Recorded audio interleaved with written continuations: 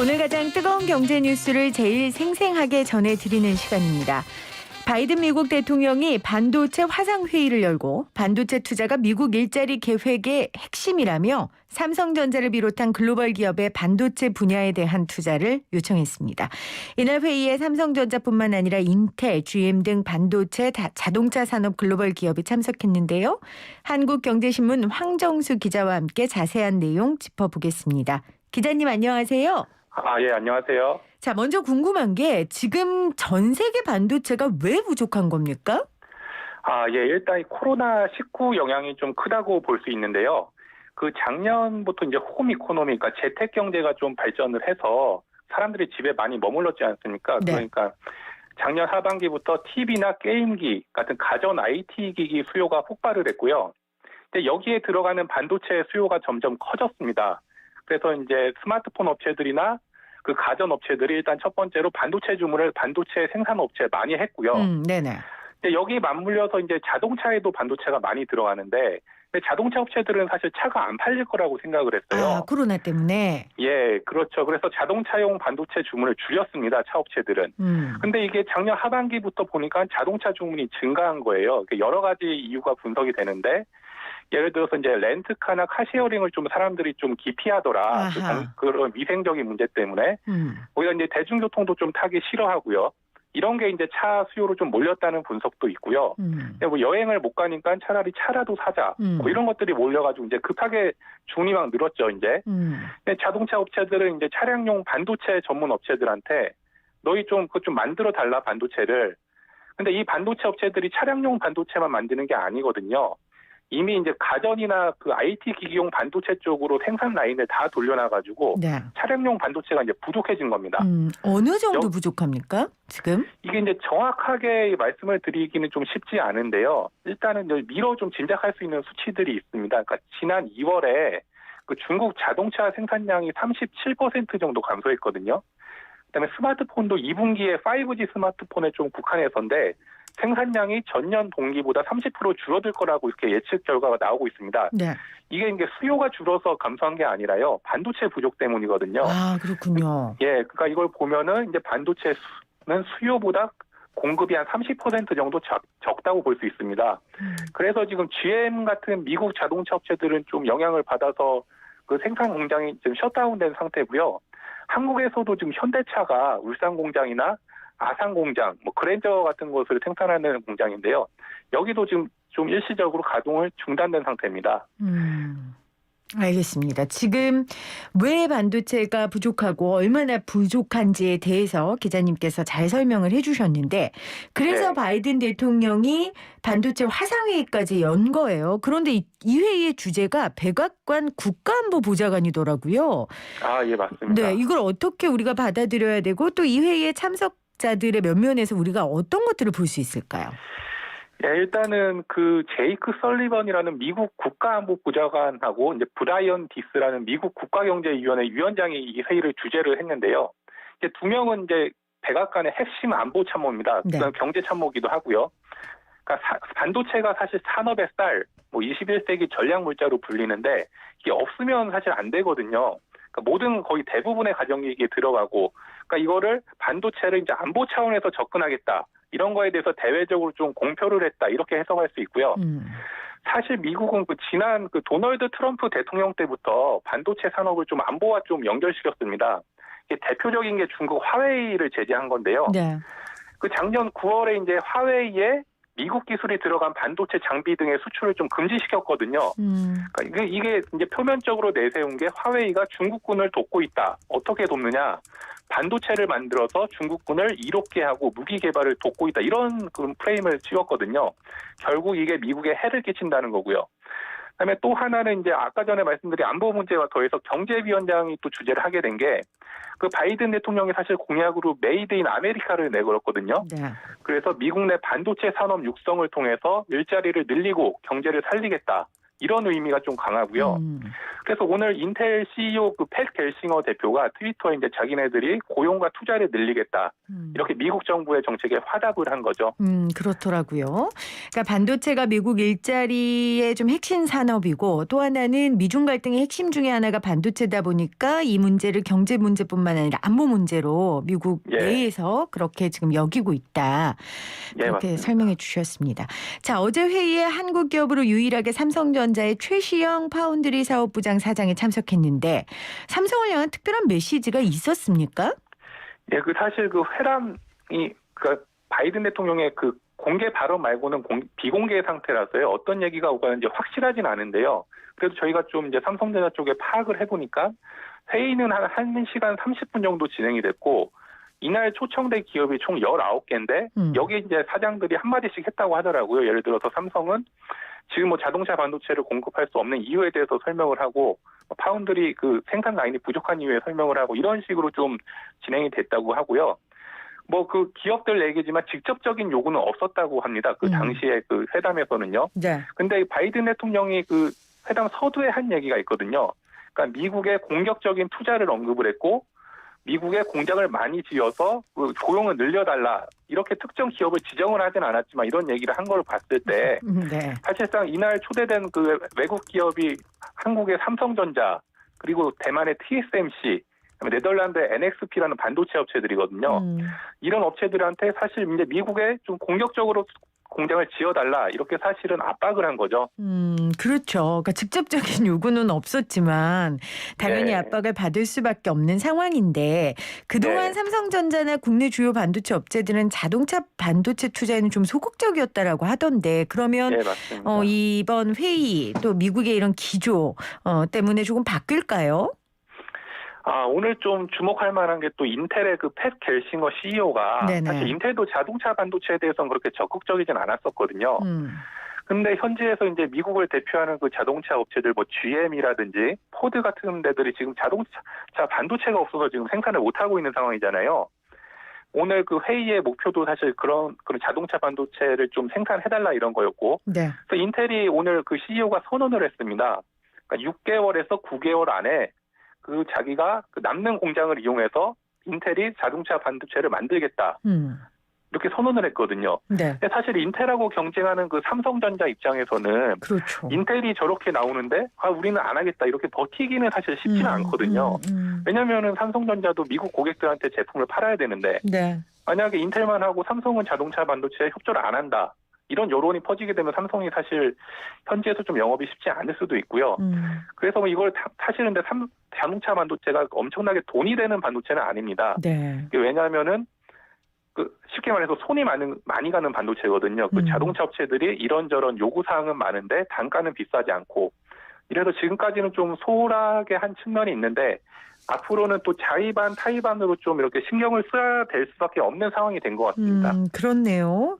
그러니까 좀 최첨단 미세 공정이 필요한 메모리 반도체와 비교해서 자동차용 반도체의 수익성이 좀 낮아서 그동안 삼성전자나 국내 주요 반도체 업체들은 소극적이었는데 또 경쟁업체인 인텔이 제가 하겠습니다. 지금 이런 거 아니에요. 그러다 보니까 굉장히 입장이 난감해진 상황입니다. 자, 바이든 대통령의 의지가 굉장히 확고한 것 같다라는 걸 어제 회의에서도 확인했는데 반도체 굴기를 내세워서 맹공을 펼치고 있는 중국을 향한 견제구다. 이렇게 해석해도 되겠죠? 당연히 사실 그렇게 해석할 수밖에 없는 상황일 것 같고요. 많이 아시겠지만 사실 중국이 2025년까지 170조 원을 투자해서 자기네들 반도체 자금률을 10%에서 70%까지 올리기로 했거든요. 목표치를 제시한 거고, 근데 사실 이게 원하는 대로 되고는 있지 않는 상황인데, 어쨌든 자금률을 올린다는 거는 결국 자국 본토 안에서 반도체 공급망을 재편하겠다. 그러니까 생산 업체들도 끌어들이고, 반도체를 설계하는 업체도 끌어들이고, 이렇게 해서 자신들의 반도체 경쟁력을 강화하겠다는 거거든요. 사실 이거 미국 입장에선 가만히 두고 볼 수 없는 게 아까 말씀드린 것처럼 반도체는 안보적인 목적에도 많이 쓰이고 군사무기에도 많이 들어가고 21세기의 석유라고 불릴 정도로 이렇게 중요한 역할을 하고 있는 핵심 부품인데 이 패권이 중국한테 넘어가면 사실 경제 패권도 결국은 장기적으로는 미국이 밀리고 중국으로 갈 수밖에 없다는 거거든요. 이거에 대해서 이게 미국의 많은 기업인들이 그 하원 미국 그 의회 안에 있는 그 위원회에 들어가서 중국을 빨리 억제시켜야 된다 이런 조언을 수년간 계속 했었고요. 이게 본격화된 게 이제 지난 정부 때부터 시작을 해서 이번 바이든 정부 때 더욱 더 구체적으로 실행이 되고 있다. 이런 해석이 좀 나오고 있습니다. 그러니까 화웨이 견제는 시작이었네요. 어떻게 보면. 예, 그렇죠. 사실 화웨이 가장 대표적인 그 중국의 반도체 굴기의 상징이었죠. 화웨이는 그렇죠. 단순히 스마트폰만 판 게 아니라 반도체도 만들었었거든요. 자회사를 통해서요. 네. 그다음에 이 사실 기술력이 상당히 좀 뛰어났다는 평가를 받았었고요. 네.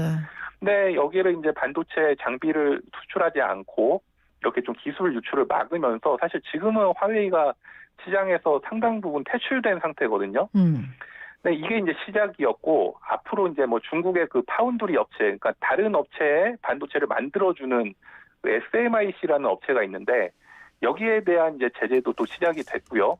또 최근에 또 군사적인 목적으로 반도체를 만든다 이런 의심을 받는 또한 중국의 팹리스, 그러니까 설계 전문 업체도 지금 블랙리스트에 올라간 상황입니다. 그러면 지금은 반도체 산업에 있어서는 중국과 미국 중에 무게중심이 중국에 더 있는 겁니까? 사실 그 기술력이나 이런 건 많이 떨어지는 게 맞습니다. 중국의 시장 점유율은 반도체는 12% 정도로 이렇게 추정이 되고요. 네. 이제 각 산업별로 살펴봤을 때 메모리 반도체, 그러니까 한국 기업들이 잘하고 있죠. 네네. 삼성전자나 SK 하이닉스가 여기에 점유율은 사실 0%대입니다. 그러니까 그다음에 아까 말씀드린 그 하웨이 자회사 때문에 그 스마트폰용 반도체는 많이 올라왔는데 그게 이제 10몇 %까지 올라갔다가 10% 중반대까지 지금 미국 제재로 많이 떨어진 상황이고요. 근데 아까 말씀드린 파운드리 산업에 있는 SMIC의 점유율은 한 5% 정도입니다. 그러니까 사실 중국이 돈은 천문학적으로 쏟아붓고는 있는데 그 반도체 산업이 사실 뭐 돈만 갖고 되는 게 아니거든요. 인력도 있어야 되고 상당 수십 년 동안 쌓인 노하우도 있어야 되고 그거를 써줄 기업들도 있어야 되고 그래서 중국이 반도체 패권을 잡기 위해서 고군분투는 하고 있는데 사실 쉽지는 않은 상황입니다. 근데 중장기적으로는 사실 되겠죠. 그러니까 중국의 LCD나 이런 것들도 사실 처음에는 못했지만 끌어올려서 지금 세계 1위 자리에 올라가 있거든요. 네네. 근데 미국에서 이제 이런 상황을 보고서 반도체는 절대 내줄 수 없다 앞으로. 이래서 이제 점점 이제 견제구를 세게 던지는 거죠. 그러니까 중국이 현재 미국에 위협적이라기보다는 이제 중장기적으로 충분히 그럴 수 있는 상황이기 때문에 미국 입장에서는 맞습니다. 지금부터 누르는 거죠. 밟고 누르는 거죠. 쉽게 설명을 하자면. 그렇죠.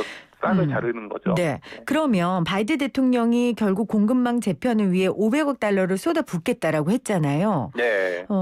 이 말에서 좀 긍정적으로 볼 부분이 있습니까? 우리 한국 기업 입장에서는 네. 예를 들어서 삼성전자의 예를 들어보자면 삼성전자가 지금 미국 텍사스주의 오스틴이라는 곳에 공장이 하나 있거든요. 근데 여기다 이제 증설, 그러니까 시설을 더 늘리는 걸 좀 고민하고 있어요. 그래서 투자 규모는 한 20조 원 정도로 추정이 되고, 네. 이제 파운드리 공장이라고 이제 다른 업체 주문을 받아서 이제 반도체를 만들어주는 공장인데, 이게 이제 삼성전자 입장에서는 지금 협상을 하고 있는 단계입니다. 그러니까 우리가 공장을 20조 원을 투자해서 공장을 짓겠습니다. 인원도만 2만 명 정도, 몇천 명 고용할 수 있습니다. 대신 혜택을 주십시오. 뭐 이렇게 얘기를 하고 있는 단계인데, 네. 이 바이든 대통령이 말한 그 500억 달러는 그런 자국 내에 반도체 공장을 짓거나 반도체 연구 개발을 하는 기업들을 지원하기 위한 목적이거든요. 인센티브도 주고. 예, 맞습니다.